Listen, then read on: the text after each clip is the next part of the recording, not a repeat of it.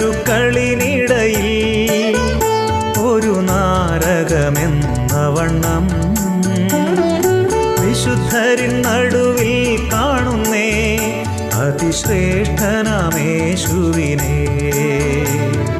വിശുദ്ധരിൻ നടുവിൽ കാണുന്നേ അതിശ്രേഷ്ഠനാമേശുവിനെ.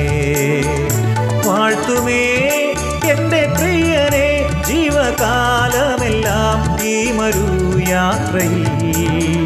നന്ദിയോടെ ഞാൻ പാടിയിടുമേ, നന്ദിയോടെ ഞാൻ പാടിയിടുമേ.